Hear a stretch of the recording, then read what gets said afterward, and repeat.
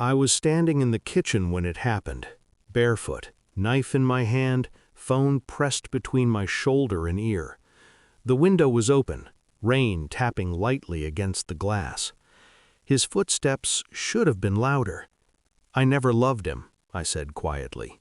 Not angry, not emotional, just honest. The air shifted. I felt it before I saw him, a presence where there shouldn't have been one. Silence stretched too long. I turned.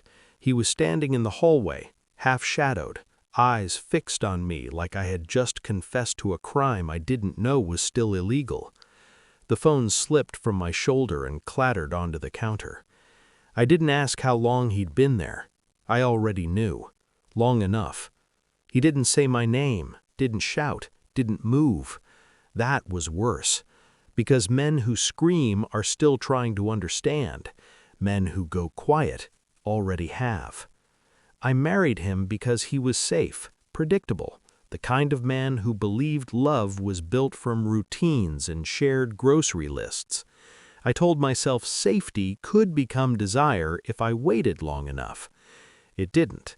So when Daniel appeared, quiet confidence, listening eyes, I didn't fall. I stepped, deliberately.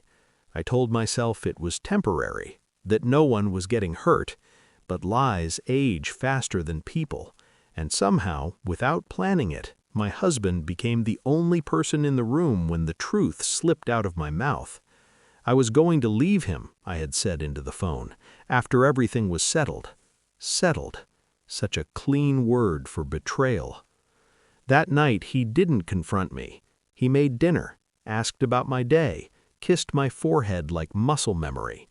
I watched him carefully, not with guilt, with calculation, because shock doesn't last forever. It evolves. I became perfect, affectionate, present, transparent. I left my phone unlocked on the table, started coming home earlier, canceled plans with friends he never questioned before, and he watched, quietly. Men think women don't notice observation. We do. He checked the phone records when he thought I was asleep. I let him. He followed me once.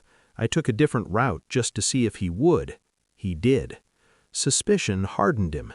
I could see it in the way he breathed, shorter, sharper, in the way he stopped touching me in his sleep. But still, no confrontation, which meant he wanted proof, so I gave him something better. I slipped and mentioned a name, Daniel, too casually, watched his eyes catch it like a hook.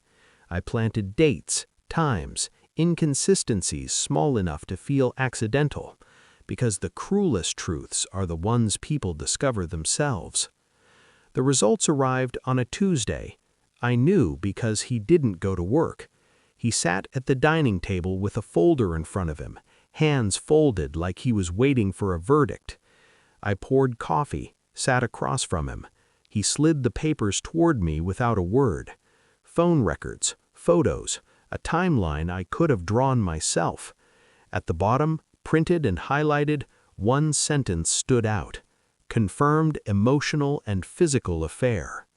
I didn't react, didn't cry, didn't argue. I sipped my coffee. "So," I said calmly, "you know." That's when he broke.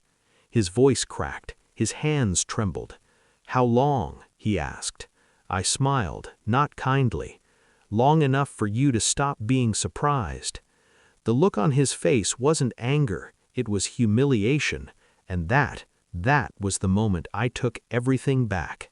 I stood, walked to the bedroom, came back with an envelope. Inside were signed divorce papers, financial records, a letter.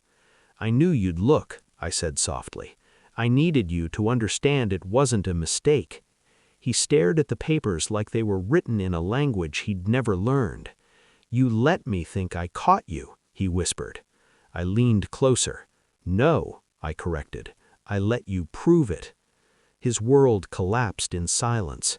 No shouting, no slammed doors, just the slow realization that love hadn't slipped away, it had been strategically withdrawn. I walked out that evening, didn't look back.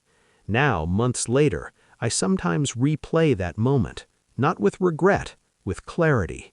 Love isn't something you owe, and truth doesn't need permission to surface. He learned who I really was too late, and I learned something more important. Walking away isn't losing, it's choosing not to lie anymore.